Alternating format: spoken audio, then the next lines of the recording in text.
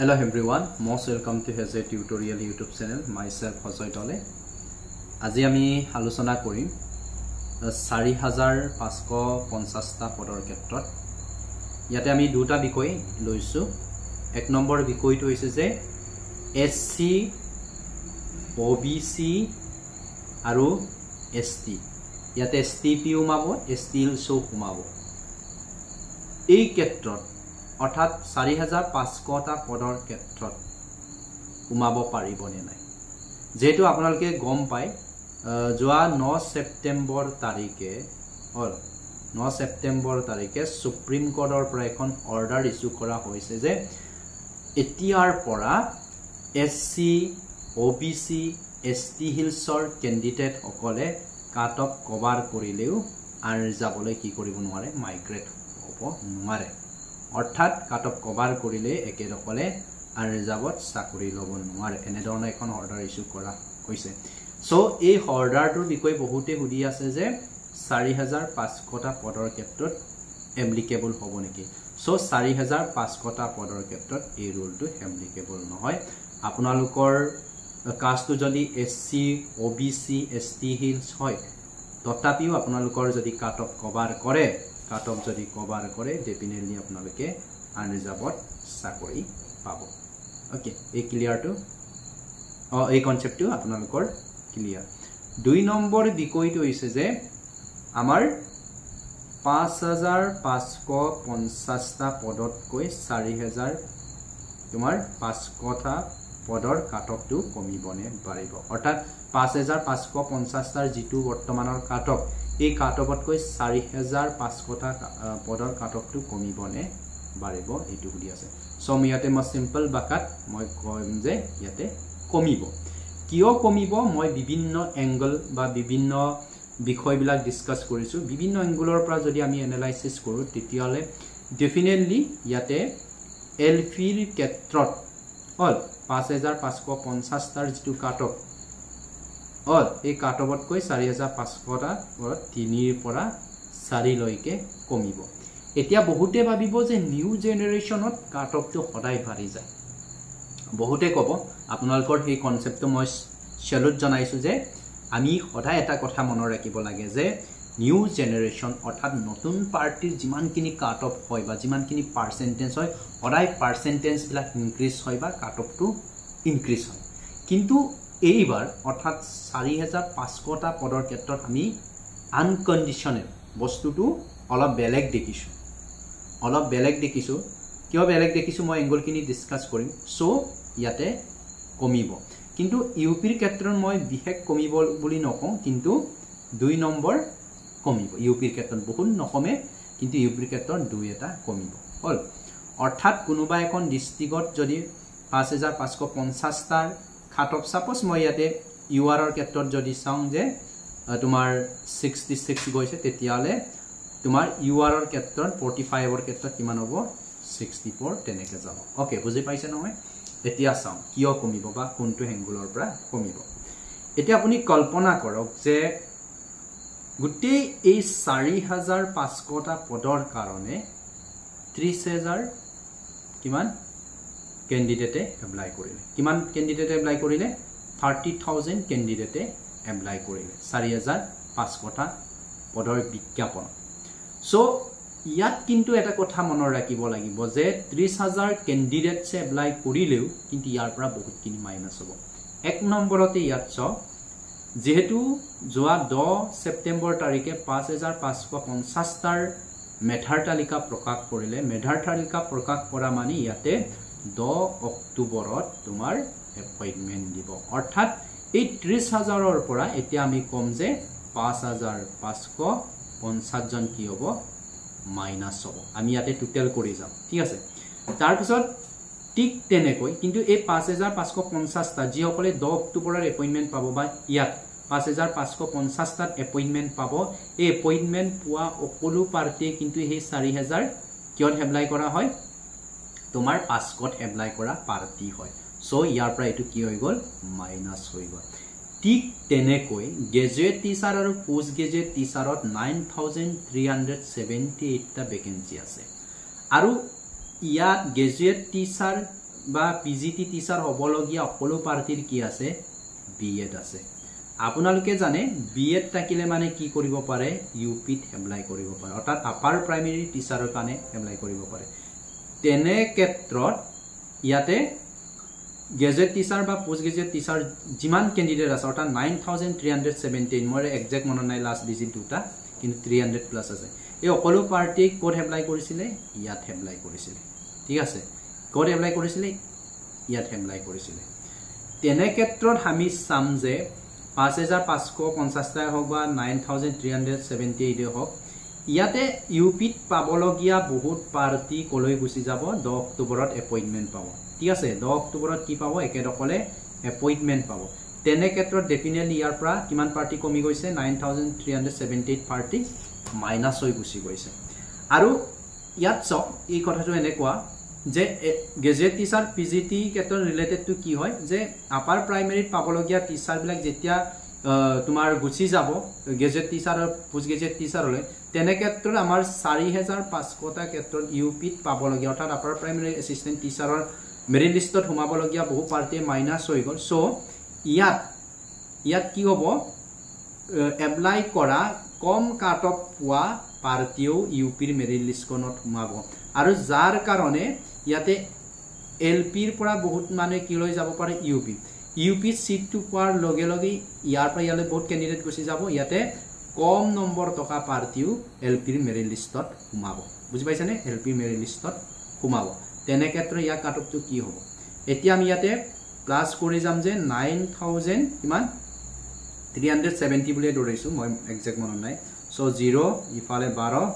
9 ইফালে কিমান হ'ব 15 ওকে ইমান গল তাৰ পিছতে আমি সাম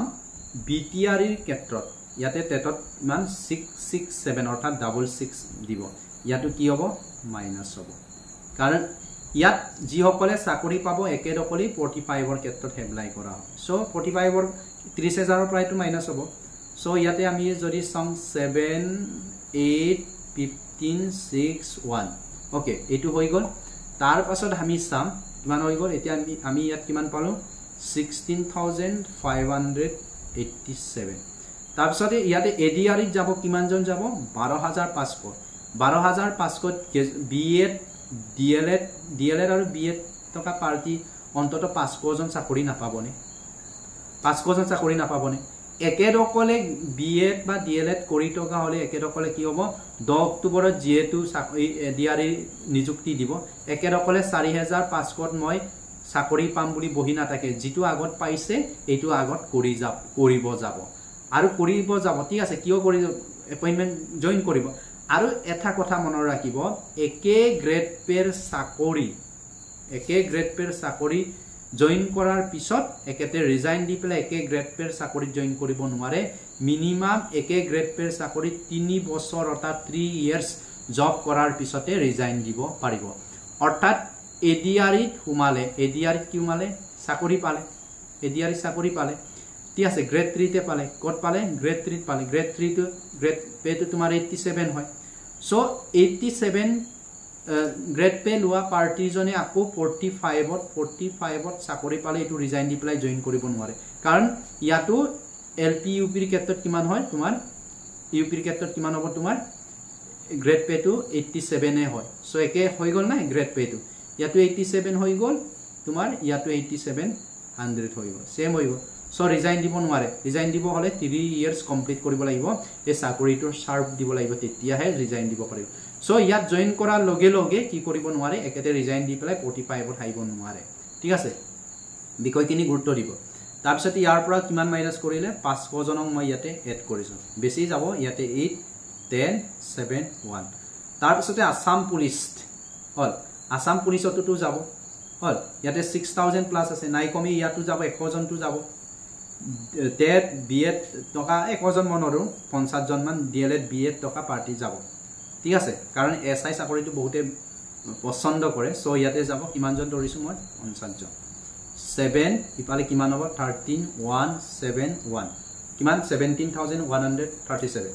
আৰু আপোনালোকে জানে হেই কেদিন ডিএমই ৰিজাল্ট দিলে হল কিয় ৰিজাল্ট দিলে ডিএমই ৰিজাল্ট দিলে ডিএমই 2000 প্লাস ভ্যাকেন্সি আছে সো ইয়াতো না যাবনে ইয়াতো নাই কমি ডিএলএড বিএড টকা পাৰ্টিটো 50 জন মাইনাস হ'ব ঠিক আছে কিমান যাব 50 জন ইয়াতো কিমান মই প্লাস কৰিছো 50 জন 7 ইপালে 817 তোমাৰ কিমান 17187 ঠিক আছে ইমান গল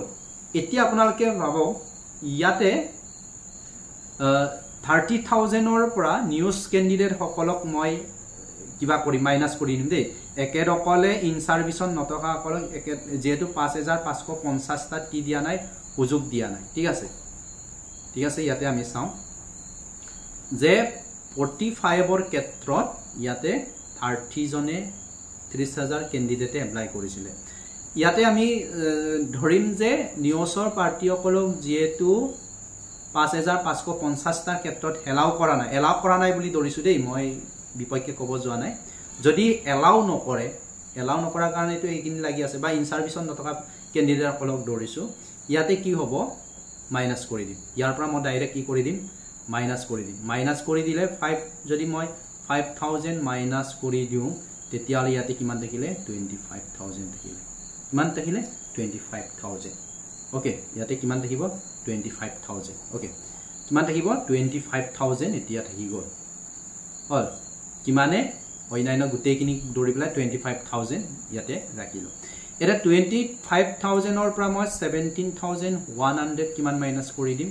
কিমান আছিল 100 কিমান 87 ঠিক আছে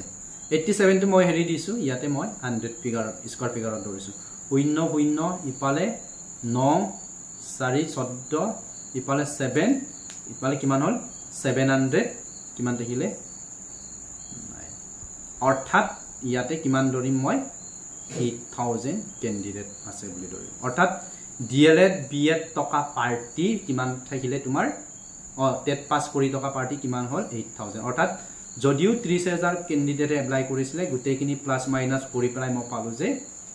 8000 ক্যান্ডিডেট থাকি যাব কিয়ৰ কাৰণে তোমাৰ 4500 টা পদৰ কাৰণে সো আমি যদি এটো ৰেশিওত চাও এটো মই 500 ধৰিছো ওকে মই 500 এ বহাই লৈছো ঠিক আছে 8500 তেতিয়ালে যদি এটো ৰেশিওত চাও তেতিয়ালে এটা পোষ্টৰ কাৰণে দুজন ক্যান্ডিডেটক ভেৰিফিকেশনলৈ মাতিব এতিয়া বিকয়টো আৰু এটা বিকয় মনৰ ৰাখিব দেই প্ৰথম ভেৰিফিকেশনত যেটো ফাৰ্স্ট পেজৰ ডকুমেন্টস ভেৰিফিকেশন হ'ব ফিজিক্যাল ডকুমেন্ট ভেৰিফিকেশন হ'ব তাতে বহুত পাৰ্টিক মাতিব কিন্তু বহুত পাৰ্টি কি থাকিব এবসেন্ট হৈ থাকিব কাৰণ একেৰকলে জিটি পিজিটিএল পিউপি অলৰেডি এপইন্টমেন্ট পাব একেৰকলে ভেৰিফিকেশনলৈ না যাব so second page third page এনেকে ডকুমেন্ট ভেৰিফিকেশন দিব আৰু বহুত পাৰ্টি কি কৰিব ইনক্লুড কৰিব সো কম মাৰ্ক টকা পাৰ্টি সকলে ভেৰিফিকেশনলৈ মাতিব যাৰ কাৰণে কি কৰা চাকৰি কৰাত সুবিধা হ'ব সো এইটো দিখৰ পৰা যদি চাও তেতিয়ালে আমি কি কোন লজিকটো যদি কম ইয়াতে কাটক বহুত কমিব সো ইয়াতে কি হ'ব চাকৰি যদি চাও যদি তোমাৰ 800 টো ধৰো ওকে ইয়াতে মই ফিগাৰত ধৰিলো ঠিক আছে ইয়াতে মই বেছিকে ধৰিছো সো 757 মানে 75 মানে থাকিব ঠিক আছে 7500 মান ক্যান্ডিডেট থাকিবে ইমান না থাকে সো এই দিখৰ পৰা যদি আমি এনালাইসিস কৰো ডেফিনেটলি 4550 টাৰ যেটো কাট অফ এই কাট অফটো 100% কমিব ঠিক আছে এতিয়া বহুতে কব নিউ জেনাৰেশন বিলা সদায় কাট অফ বাৰে এতিয়া এটা আৰু কথা কম যে টেটত ডিএলএড বিএড টকা অসমত বহুত পাৰ্টি আছে সাপোজ মই একুৰেট আৰু 35000 আছে ইয়াতে ইলিগেল ডকুমেন্টস বিলাক আছে নহয় বাইৰৰ পৰা যি অকলে কৰিছে ডিএলএড বাইৰৰ পৰা কৰা বিএড বাইৰৰ পৰা কৰা একিনিটো 2 নম্বৰী পাৰ্টি অকলক ধৰিছে সো আৰু মাইনাস হ'ব সো 35000 অসমত ডিএলএড বিএড টকা পাৰ্টি আছে কিন্তু অকলটো টেট পাস কৰা নাই কিছুমানৰ বয়স গৈছে বা কিছুমান চাকৰি কাৰণে এপ্লাই নকৰে বহুত কম আছে তেনেকে বহুত পাৰ্টি আছে সো হেতু দিখৰ পৰা যদি চাও তেতিয়ালে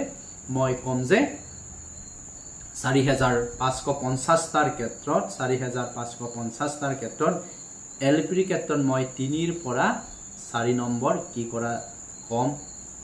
হোৱা চান্স আছে আৰু ইউপিৰ ক্ষেত্ৰত বেছি নকমে কিন্তু 2 নম্বৰ কমিব সো এটো আছিল সম্পূৰ্ণৰূপে মোৰ সাইকোলজি মোৰ প্ৰেডিকচন সো আপোনালোকে এই এনালাইসিসটো কেনেকুৱা পালে আপোনালোকে এই এনালাইসিসটোৰ লগত একমত হয়নে নহয় আপোনালোকে বিষয়খিনি চাব আৰু যদি একমত নহয় ধুনীয়াকৈ কমেণ্ট ছেকশ্যনত কমেণ্ট কৰি জনাব যে এই প্ৰেডিকশ্যনটো ৰাইট নহয় বা কাৰেক্ট নহয় আৰু যিসকলে একমত য়েছ লিখিব ৰাইট লিখিব আৰু এনেকৈ আমি এনালাইচিছ কৰিছোঁ এইটোৱে ৰিয়েল ডাটা হয় ৰিয়েল তথ্য হয় আৰু এটা কথা মনত ৰাখিব যে যিমানখিনি মই এতিয়ালৈকে এনালাইচিছ কৰিছোঁ 5550টাৰ ক্ষেত্ৰত কাট অফৰ পৰা আদি কৰি গোটেই ডিষ্ট্ৰিক্টত মই যেনেকৈ এনালাইচিছ কৰিছিলোঁ তেনেকৈ